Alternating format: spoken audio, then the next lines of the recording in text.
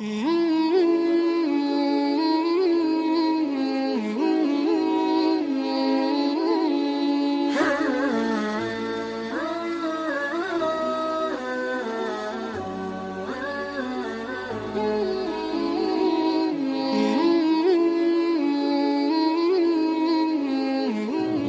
kepergian seorang ulama kemarin, Ustadz Husnul Hadi. Bayangkan kalau misalnya Abu Lahab menerima Islam, berarti karena memang dalam hukum Islam tidak boleh menikahi dua bersaudara sekaligus. Assalamualaikum warahmatullahi wabarakatuh. Ma'asyiral muslimin, jamaah salat subuh Masjid Khadijah yang dirahmati Allah.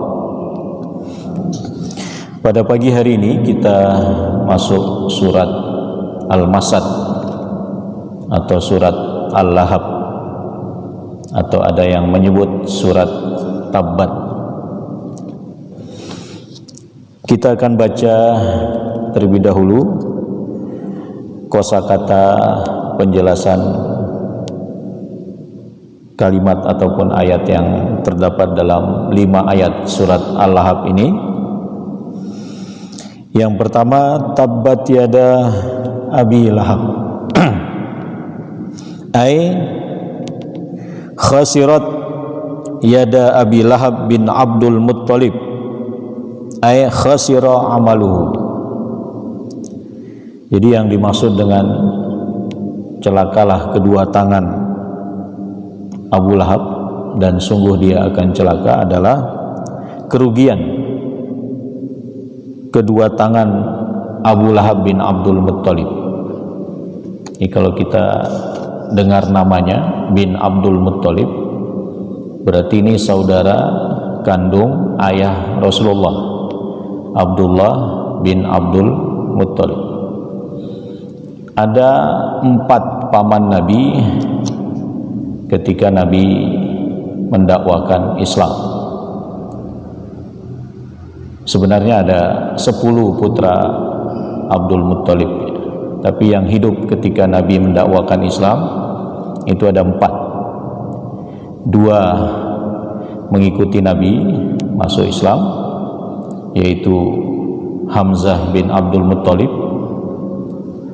seorang pejuang, ya, singa padang pasir yang gugur di perang Uhud, ya, syahid di perang Uhud. Dan Al-Abbas bin Abdul Muttalib yang merupakan putra bungsu dari Abdul Muttalib. Nabi sangat menyayangi pamannya yang paling bungsu ini, sampai beliau mengatakan, siapa yang menyakiti Al-Abbas berarti dia menyakitiku. Jadi 2 ini masuk Islam. Hamzah ikut hijrah bersama Rasulullah, sedangkan Al-Abbas tetap tinggal di Mekah, meskipun diam-diam beliau sudah masuk Islam dan mengakui kebenaran ajaran Rasulullah. 2 yang lainnya tidak mengikuti ajaran yang dibawa oleh keponakannya. Dia adalah Abu Lahab. Nama aslinya adalah Abdul Uzzah bin Abdul Muttalib. Jadi hambanya Uzzah. Uzzah itu nama Tuhan para penyembah berhala paganisme pada zaman jahiliyah dulu. Kenapa dinamakan Abu Lahab? Yang memberi nama Abu Lahab ini adalah ayahnya sendiri, yaitu Abdul Muttalib, karena memang wajahnya bersinar, wajahnya tampan, wajahnya bercahaya, sehingga diberi nama Abu Lahab. Yang berikutnya yang tidak masuk Islam adalah Abu Thalib bin Abdul Muttalib, paman yang mengasuh beliau, yang menjaga beliau. Nabi sangat berharap keislaman beliau, ya. Tetapi Allah Maha berkehendak yang lain, karena yang memasukkan hidayah ke dalam hati seseorang itu hanyalah Allah. Walaupun Nabi sudah sangat kuat mengajak pamannya Abu Thalib, tapi ternyata beliau wafat dalam keadaan belum mengakui kebenaran ajaran Rasulullah, sehingga wafat dalam keadaan kafir. Jadi Abu Lahab ini adalah salah satu dari paman Rasulullah yang sangat memusuhi dakwah Rasulullah sallallahu alaihi wasallam.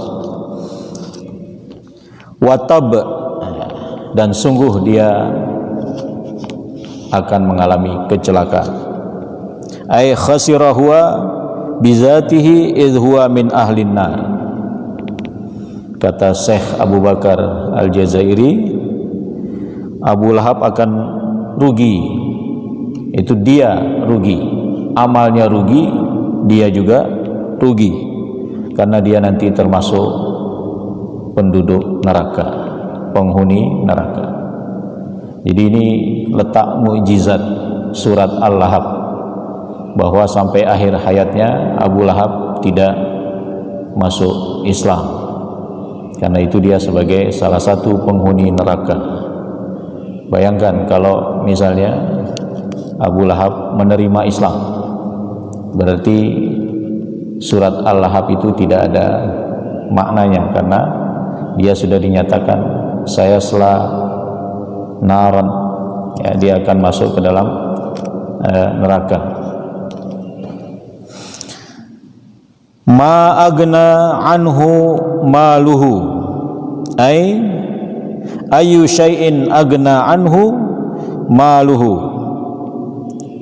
tidak akan bermanfaat harta yang dimiliki oleh Abu Lahab. Jadi Abu Lahab ini termasuk orang yang kaya, berbeda dengan Abu Thalib. Jadi Abu Thalib memang tidak terlalu kaya seperti Abu Lahab. Jadi semua hartanya digunakan untuk menentang dakwah Islam. Jadi dikecam dalam surat Al-Lahab ini. Karena itu mudah-mudahan harta yang kita miliki kita gunakan untuk melancarkan dakwah Islam, bukan untuk menentang dakwah Islam sebagaimana yang dilakukan Abu Lahab, sehingga hartanya tidak bermanfaat sama sekali. Lima sakhatallahu ta'ala alaihi wa azzabahu fid dunya wal akhirah, karena Allah murka kepada Abu Lahab dan Allah mengazab dia baik di dunia maupun di akhirat. Wa ma kasab, dan apa-apa yang dia usahakan itu tidak juga bermanfaat. Ai minal mal wal walad wa ghairuha, yaitu berupa harta benda dan juga anak-anaknya. Memang sebenarnya Abu Lahab ini juga berbesan dengan Rasulullah, karena dua putri Rasulullah sempat dinikahi oleh dua putra Abu Lahab. Jadi ada 4 putra Abu Lahab, ada Utbah, ada Utaibah, ada Ma'tab, dan ada Durrah. Yang terakhir ini perempuan. Jadi Utbah menikah dengan Ruqayyah binti Rasulillah, dan Utaibah menikah dengan Ummu Kulthum. Tapi pernikahan ini berlangsung sebelum Nabi diangkat menjadi Rasul. Jadi pernikahan orang Arab memang umumnya dengan sepupunya. Karena itu ketika surat ini turun, di mana waktu itu Abu Lahab datang dalam sebuah pertemuan keluarga dan kemudian menghina Nabi di depan umum. Celakalah kau wahai Muhammad, apakah untuk ini kamu mengumpulkan kami semua? Jadi dia berang dengan upaya Nabi mengumpulkan keluarganya. Setelah turun surat atau ayat kepada beliau, wa anzir ashiratakal aqrabin, dan berilah peringatan kepada kerabat-kerabatmu. Sehingga Nabi mengumpulkan di Bukit Sofa itu, di kaki Bukit Sofa, orang-orang di Mekah termasuk keluarga besarnya, dan salah satu yang hadir adalah pamannya ini, yaitu Abu Lahab. Jadi anaknya pun ada yang tidak beriman, tapi ada yang kemudian beriman. Jadi Utbah dan Utaibah yang menikahi dua putri Rasulullah, Ummu Kulsum dan Ruqayyah, itu disuruh oleh ibunya untuk menceraikan, sehingga belum sempat berbulan madu. Nabi sebenarnya sangat berharap setelah turun surat ini menantunya menceraikan putrinya, karena beliau tidak ingin orang yang dikecam oleh Allah putrinya berada dalam keluarga itu. Nah, tetapi kemudian Ummu Jamil lah yang menyuruh putra-putranya untuk menceraikan sebagai bentuk menyakiti Rasulullah Shallallahu Alaihi Wasallam. Tetapi kemudian dua putri Rasulullah ini menikah dengan yang lebih baik, yaitu menikah dengan Utsman bin Affan. Yang pertama kali menikah dengan Utsman adalah Ruqayyah. Setelah kemudian Ruqayyah meninggal karena sakit, di mana Utsman tidak sempat ikut perang Badar karena disuruh oleh Rasulullah memimpin Madinah dan menjaga istrinya, putri Rasulullah yang sedang sakit pada saat itu. Kemudian sepulang dari perang Badar, di mana kaum muslimin memperoleh kemenangan, Ruqayyah meninggal dunia. Kemudian Rasulullah menikahkan putrinya yang berikutnya, yaitu Ummu Kulsum dengan Utsman bin Affan.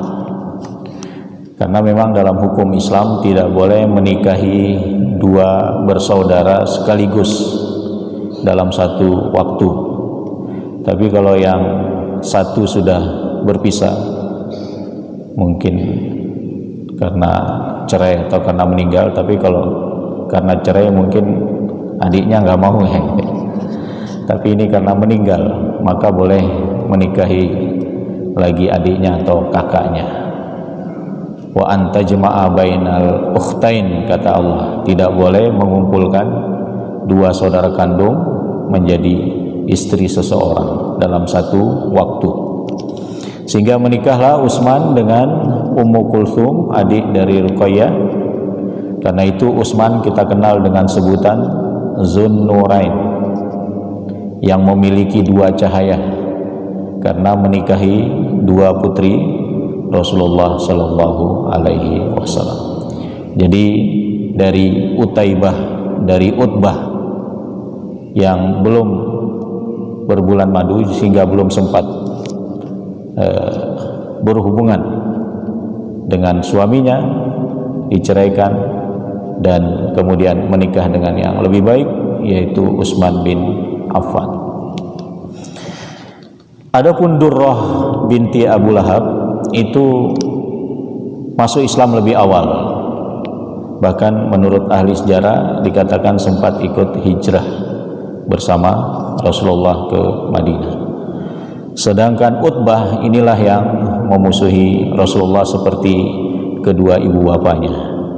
Adapun Utaibah dan Ma'tab itu akhirnya masuk Islam setelah pembebasan kota Mekah, di mana Nabi bertanya kepada pamannya Al-Abbas, mana dua keponakanmu, dua anak Abu Lahab, sehingga dicarilah kedua keponakan Al-Abbas itu, dan mereka akhirnya bersedia menerima ajaran Islam. Jadi anak-anaknya ada yang semisal dengan kedua orang tuanya, yaitu menentang dakwah Rasulullah. Sayasla naron ay yadkhulu naron yastali biharriya walafiha. Jadi Abu Lahab ini akan masuk ke dalam neraka. Jadi sudah ditetapkan menjadi penghuni neraka, di mana neraka itu akan menyala-nyala, apinya akan menyala-nyala. Dzatal lahab ay tuqad wasta'al, api yang memiliki nyala yang luar biasa, ya, yang siap membakar Abu Lahab dan istrinya. Wa mra'atuhu ay ummu Jamil al-awra. Jadi Al-Quran juga mengecam istrinya. 3 ayat untuk Abu Lahab, 2 ayat untuk istrinya. Nama istrinya adalah Ummu Jamil. Ini adalah adik kandung dari Abu Sufyan. Abu Sufyan akhirnya, sebagaimana pembahasan kita Senin yang lalu, surat An-Nasr, masuk Islam sebelum Nabi menaklukkan kota Mekah, membebaskan kota Mekah. Adapun Ummu Jamil sama seperti Abu Lahab, meninggal dalam keadaan kafir, sehingga dikecam dalam ayat ini. Hammalatal hatab, disebut oleh surat ini sebagai orang-orang yang membawa kayu berduri. Ay tahmilu syauq as-sa'dan wa tulkihi fi tariqin Nabi sallallahu alaihi wasallam adhiyatan lahu wa karhan. Yaitu dia sering membawa kayu yang berduri yang dia letakkan di jalan di mana Nabi menuju Ka'bah, menuju Masjidil Haram untuk melakukan suatu ibadah, dalam rangka menyakiti beliau dan membenci beliau. Jadi diantara makna hammalatal hatab itu adalah kebiasaan Ummu Jamil ini selalu meletakkan sesuatu yang menghalangi jalan Nabi. Yang paling sering adalah kayu-kayu berduri, sehingga itu sebagai bentuk kebencian dan menyakiti Rasulullah sallallahu alaihi wasallam. Fi jidiha ay fi unukiha, di lehernya, hablum mim masad, ada tali yang dipintal dari serabut kurma, ya, ay min lif, ya. Jadi kalau wanita pakai kalung emas itu kan indah. Memang kebiasaan Ummu Jamil ini menampakkan perhiasannya karena memang dia orang kaya, tapi dihina oleh Al-Quran. Fi jidiha hablum mim masad, di lehernya ada tali yang terbuat dari serabut atau sabut kurma. Jadi ini bentuk penghinaan. Dan dia juga sering melakukan hal itu ketika membawa kayu-kayu berduri, talinya diletakkan di lehernya, dan bahkan cara seperti itulah akhir ajalnya, kematiannya dengan cara tercekik ketika membawa kayu itu. Nah, ini penjelasan beberapa kosakata.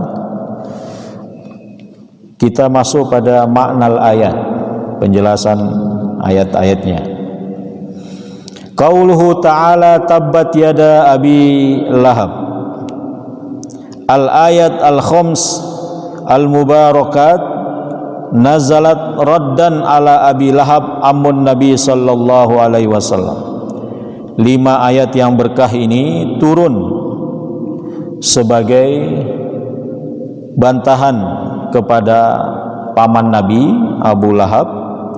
Idh sahha annahu lamma nazalat ayat wa anzir ashiratakal aqrabin, yaitu sebagaimana ketika turun ayat dalam surat Asy-Syu'ara, ya, wa anzir ashiratakal aqrabin, dan berilah peringatan kepada kerabat-kerabatmu, ya. Tola'a sallallahu alaihi wasallam ila Jabalis Sofa, Nabi pergi menuju ke Bukit Sofa. Wanada, kemudian beliau memanggil, wasbaha wasbaha, ya. Ini untuk panggilan supaya orang berkumpul.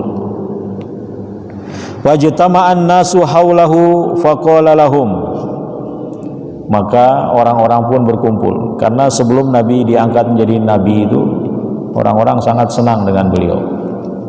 Bahkan termasuk Abu Lahab ketika Nabi lahir dia sangat senang sekali. Jadi dia bangga, bahkan dia umumkan ke santero kota Mekah bahwa dia punya keponakan laki-laki bernama Muhammad yang terpuji, sangat senang sekali. Sampai-sampai dia membebaskan budaknya Sumayyah yang dimiliki oleh Abu Lahab, saking senangnya. Itu terjadi sebelum Nabi menjadi Nabi. Sangat dibanggakan ya, tetapi ketika Nabi diangkat menjadi utusan Allah, maka mulailah kebencian terhadap beliau. Kata Rasulullah, inni lakum nadhirum baina yaday azabin syadid. Saya ini pembawa peringatan bahwa nanti diantara kalian ya, kalau tidak taat kepada Allah dan Rasulnya akan memperoleh azab yang pedih. Qulu la ilaha illallah. Ucapkanlah tidak ada Tuhan yang berhak disembah kecuali hanya Allah. Kalimatun tamlikuna biha al-Arab. Kalimat itulah yang kalian akan merajai Arab ini. Wa tudinu lakum biha al-Ajam. Bahkan juga bisa menguasai orang yang non-Arab. Karena itu kalimat yang luar biasa, kalimat tauhid. Dalam riwayat yang lain disebutkan Nabi mengatakan, bagaimana kalau aku kabarkan kepada kalian bahwa di balik gunung Sofa ini ada musuh yang sedang menyerang kalian, apakah kalian percaya? Maka semua hadirin pada saat itu mengatakan, kami percaya karena tidak pernah kami melihat suatu kebohongan pada diri Anda. Maka kemudian Nabi memperkenalkan bahwa dia adalah seorang Rasul yang telah diangkat oleh Allah. Nah, kemudian apa kata Abu Lahab? Panataqa Abu Lahab faqala ali hadza jama'tana tabban laka tulal yaum. Wahai Muhammad, apakah untuk ini kamu mengumpulkan kami? Celakalah kamu sepanjang hari. Nah, jadi tabban laka ya Muhammad dibalas dengan turunnya ayat surat Al-Lahab ya, fa anzalallahu taala raddan alaihi, sebagai bantahan kepada Abu Lahab bahwa yang celaka itu bukan Nabi Muhammad, yang celaka itu ya dia sendiri. Yaitu ayat pertamanya tabbat yada Abi Lahab, ay khasira Abu Lahab wa khasira kullu syai'in lahu.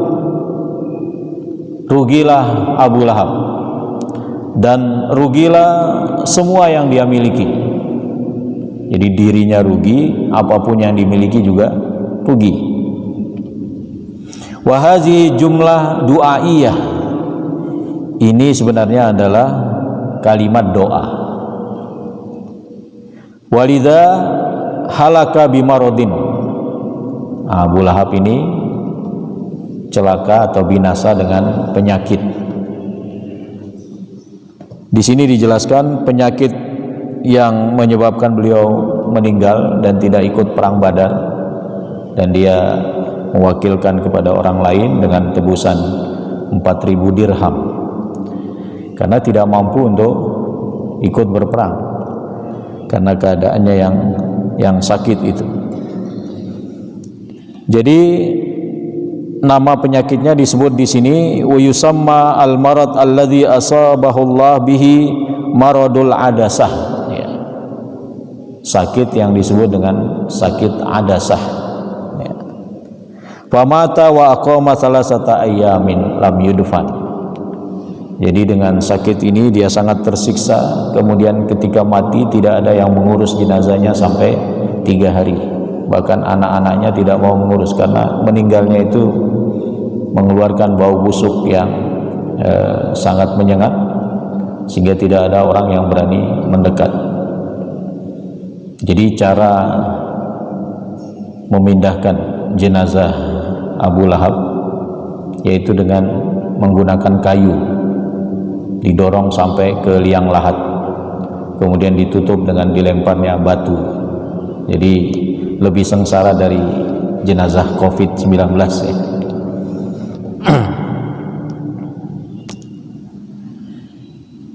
Waliza halaka bimaradin khatir lam yatamakkanu min ghuslihi. Jadi tidak dicuci, tidak dimandikan.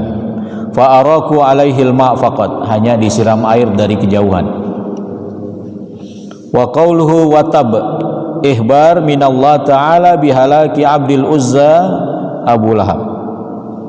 Kata watab itu sebagai penguat bahwa pasti dan pasti Abu Lahab ini akan mengalami kebinasaan, dan ini menjadi mukjizat Al-Quran.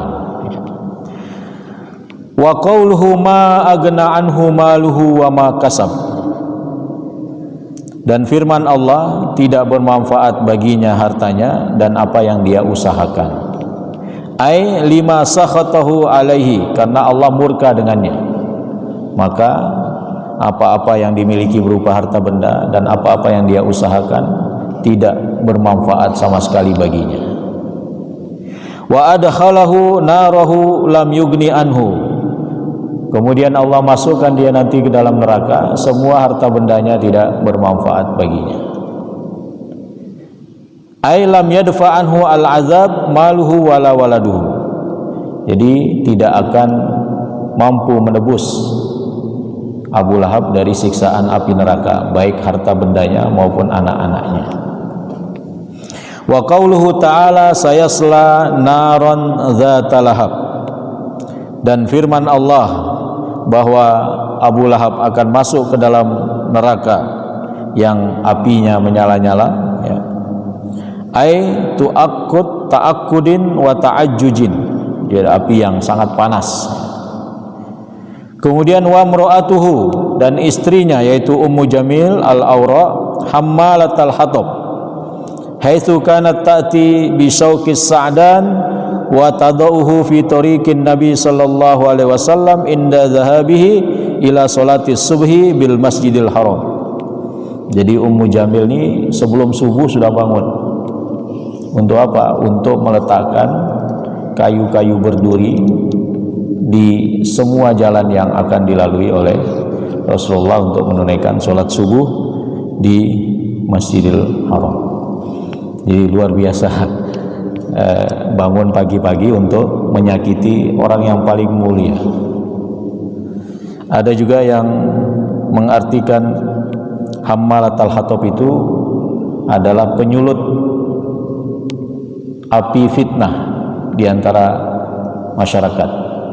Jadi kesana kemari dia bawa kayu bakar ya, dalam rangka memprovokasi orang, mengadu domba orang ya, sehingga disebut hammalatal hatab. Dalam riwayat yang dijelaskan, pernah Ummu Jamil ini setelah turun surat Al-Hab ini membawa batu besar datang ke dekat Ka'bah, sambil membawa batu itu disaksikan oleh banyak orang di situ, dan dia melihat Abu Bakar sedang duduk-duduk, padahal Abu Bakar ini duduk bersama Rasulullah, tapi Allah buat penglihatan Ummu Jamil tidak melihat Rasulullah. Jadi dia bertanya kepada Abu Bakar, wahai Abu Bakar, mana temanmu itu? Saya akan tutup mulutnya dengan batu ini gitu. Saking bencinya, padahal itu juga keponakan dari suaminya, bahkan sempat berbesan dengan beliau ya. Jadi orang-orang heran, loh Ummu Jamil nih kok bertanya seperti itu, apa dia tidak melihat Muhammad ya? Padahal Muhammad ada di samping Abu Bakar. Setelah dia pergi ya, Abu Bakar bertanya, wahai Rasulullah, apakah dia tidak melihat Anda sementara Anda melihat dia? Maka Nabi Muhammad menyampaikan bahwa Allah telah membutakan mata Ummu Jamil untuk melihat Rasulullah. Jadi tidak mampu terlihat oleh Ummu Jamil, sehingga batunya tidak terpakai untuk melempar maupun untuk menyakiti Rasulullah, karena Allah melindungi beliau. Kemudian dikatakan di sini wa qauluhu ta'ala fi jidiha hablum mim masad. Di lehernya terdapat tali yang terbuat dari al-masad, yaitu leaf. Leaf adalah serabut kurma yang dijadikan tali kemudian digantungkan di leher Ummu Jamil, dan dengan itu dia membawa kayu-kayu berduri untuk meletakkan di jalan-jalan, di gang-gang yang dilalui oleh Rasulullah menuju Ka'bah, ya. Dan inilah juga siksaan yang akan dialami oleh Ummu Jamil, yaitu di lehernya nanti akan diberi tali terbuat dari serabut yang panas, ya, untuk menyiksa Ummu Jamil. Bihadza hakamallahu ta'ala ala a'daihi wa a'dai rasulihi. Demikianlah Allah memberi hukuman kepada musuh-musuhnya dan musuh Rasulnya. Yang terakhir, hidayatul ayat, petunjuk-petunjuk, pelajaran-pelajaran yang bisa kita peroleh dari surat Al-Lahab ini. Yang pertama, bayanu hukmillahi bihalaki Abi Lahab, penjelasan Allah akan hukuman kebinasaan bagi Abu Lahab, wa ibtalu kaidihi alladzi kana yakiduhu li Rasulillah sallallahu alaihi wasallam, dan meniadakan atau membatalkan rencana-rencana jahat Abu Lahab untuk Rasulullah sallallahu alaihi wasallam. Jadi dua orang ini, suami istri, selalu merencanakan kejahatan untuk Nabi Muhammad, baik suami maupun istri. Bahkan dia menghasut orang-orang untuk membenci Nabi. Dalam satu riwayat disebutkan setiap Nabi berdakwah la ilaha illallah, di belakangnya ada Abu Lahab. Jangan percaya dia pembohong. Jadi keponakan yang berbicara tentang kebenaran tauhid, di belakangnya ada pamannya yang membantah dan menyebut kebohongan-kebohongan, ya. Yang kedua, la yughnil almal walal walad anil abdi syai'an min azabillah idza amila bimaslahatihi wa taraka maradihi. Tidak akan bermanfaat harta maupun anak. Di sini disebut anak karena anak itu kasab, hasil dari usaha orang tua, ya. Tidak akan bermanfaat anak dan harta bagi seseorang dari azab Allah ketika dia berbuat mendatangkan murka Allah dan meninggalkan memperoleh ridhonya. Jadi orang-orang yang memiliki harta maupun anak, kalau ingin bermanfaat hartanya, maka jangan sampai mendatangkan murka Allah dengan hartanya. Tapi bagaimana dengan hartanya itu dan anak-anaknya itu menghasilkan datangnya ridho Allah, maka itu nanti akan bermanfaat di akhirat untuk membantu memperberat timbangan kebaikannya. Yang ketiga, hurmatu aziyatil mu'minin mutlaqan. Dari surat ini juga dapat disimpulkan haramnya, terlarangnya menyakiti orang mukmin secara mutlak. Memang yang diceritakan adalah Rasulullah menceritakan bagaimana upaya-upaya Abu Lahab dan istrinya Ummu Jamil untuk menyakiti Rasulullah. Tapi ini berlaku sebagai pelajaran bahwa dilarang menyakiti orang-orang mukmin. Yang keempat, adamu igna'il qarabah syai'an ma'asyirki wal kufri. Tidak adanya manfaat kekerabatan karena adanya kesyirikan dan kekufuran. Jadi walaupun itu kerabat, kalau kerabat itu masih dalam kemusyrikan dan dalam kekufuran, tidak ada manfaatnya.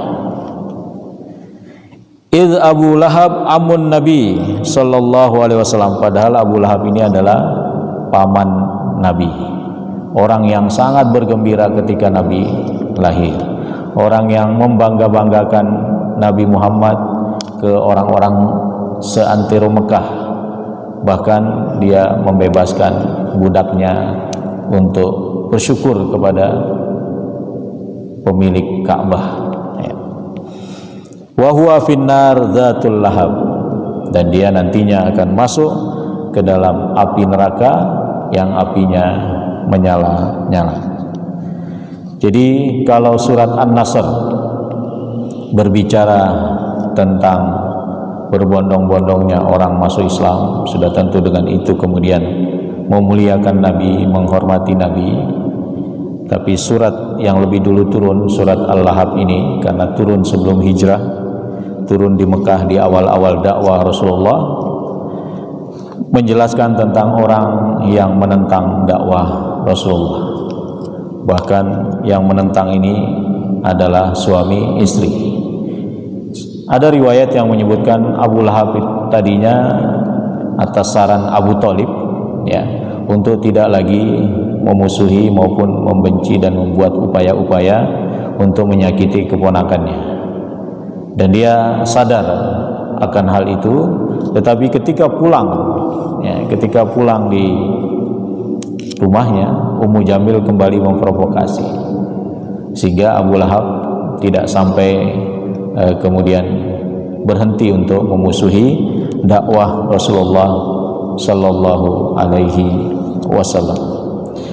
Bapak Ibu para jamaah yang dirahmati oleh Allah, dalam kategori suami istri ada suami istri yang kedua-duanya ahlul jannah, suaminya penghuni surga insyaallah, dan istri juga penghuni surga. Para nabi, ya, di antara beliau ada Nabi Muhammad dan nabi-nabi yang lain. Tetapi ada juga nabi yang istrinya bukan ahlul jannah, seperti istri Nabi Lut dan istri Nabi Nuh, ya, yang dicontohkan oleh Al-Quran. Ada juga sebaliknya, istri yang ahlul jannah, penghuni surga, suaminya penghuni neraka, yaitu Asyah. Asyah istri Fir'aun itu bahkan berdoa agar Allah membangunkan baginya istana di surga. Dan Fir'aun sudah tentu sebagaimana kita ketahui penentang dakwah Nabi Musa, sehingga masuk ke dalam neraka. Dan ada juga suami istri kedua-duanya penghuni neraka. Salah satu contohnya adalah Abu Lahab dan Ummu Jamil, yang merupakan kerabat dekat Rasulullah, paman Rasulullah sallallahu alaihi wasallam, sempat menjadi besan Rasulullah sallallahu alaihi wasallam, tapi kemudian menjadi penentang terhebat dakwah Rasulullah sallallahu alaihi wasallam. Mudah-mudahan kita dan keluarga kita dan pasangan kita termasuk yang sama-sama menjadi penghuni surga. Allahumma amin. Demikian, mudah-mudahan ada manfaatnya. Subhanakallahumma wa bihamdika asyhadu an la ilaha illa anta astaghfiruka wa atubu ilaik. Assalamualaikum.